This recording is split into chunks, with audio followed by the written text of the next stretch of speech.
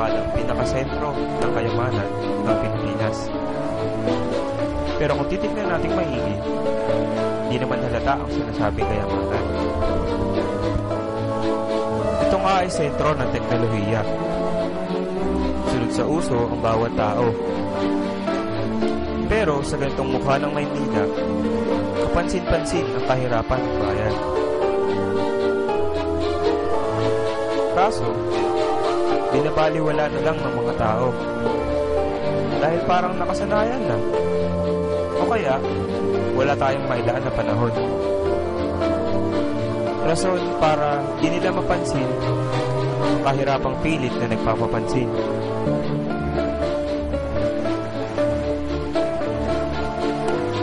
Naisipang tumungo ng aming grupo sa isang lugar sa Maynila upang malaman ang kinalalagyan ng mga kahirapang nagpapapansin.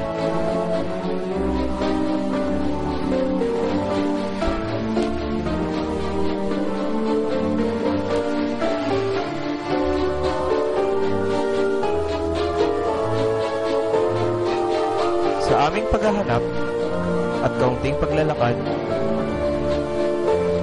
dito kami napadpad.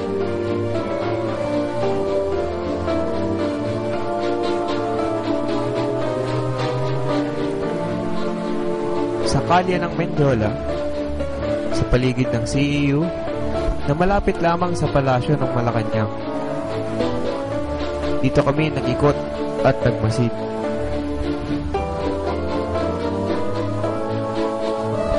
At ito ang aming nadatnan. Mga batang nagpapapansin sa daan, na imbis ng sumikap sa pag-aaral, ay palaboy-laboy at ipana sa lansangan. Hindi para maglaro, kundi para maghanap buhay.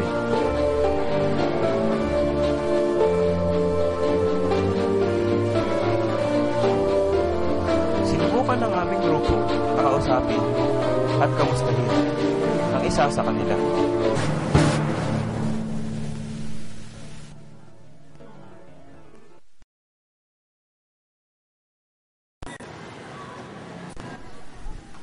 Aming inabutan si Jaymar, di niya tunay na pangalan. Isang batang napilitang kumawid ng maaga at tinalikuran ng buhay eskwela dahil sa kahirapan ng buhay. Gala-gala. Nagbabantay sa parking. Parking lang. Papa ko nagmamagawa ng mga course. Nagpapagawa ng Ano oras ka lumalabas? 9. Umaga pa lang.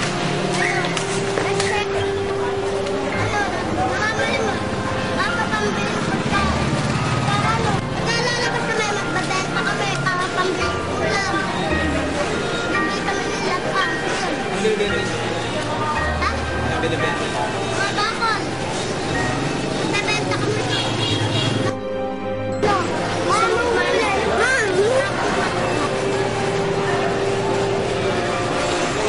Ayaw, kanan. Kanan. Hindi lang kakalala. Kanan na kayo? Hindi ka lang din.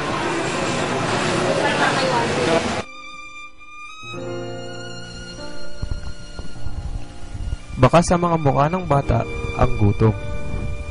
Alas 4 na ng hapon, mulit hindi pa din sila nanananghalian.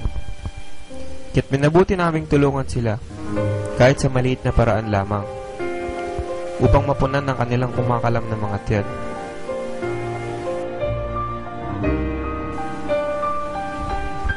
Habang pinagmamasdan namin sila, nakaramdam kami ng awa.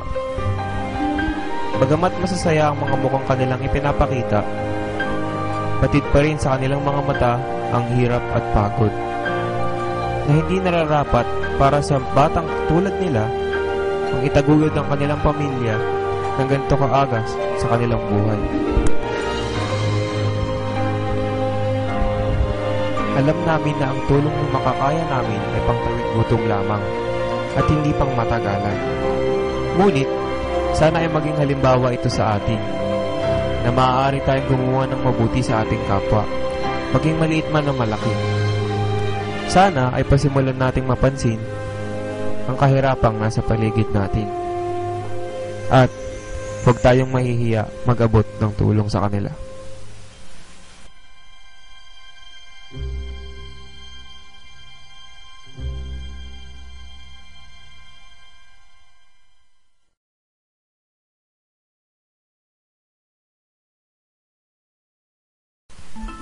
Isang hindi makakalimutang karanasan ang nangyari sa araw na iyon.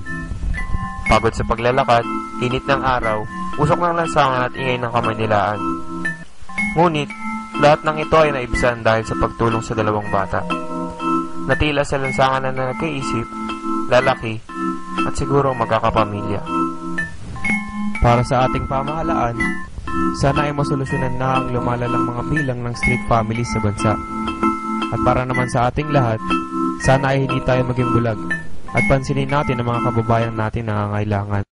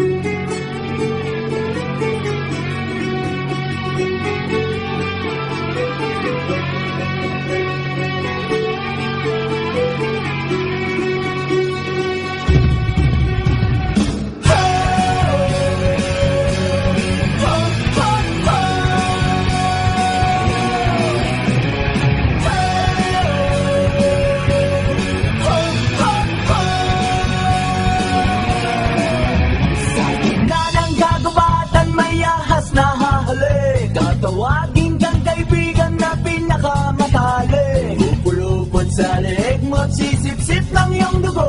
Ibabako ka sa krus kapag ikaw ay natuyo. Sa gitna ng kagulo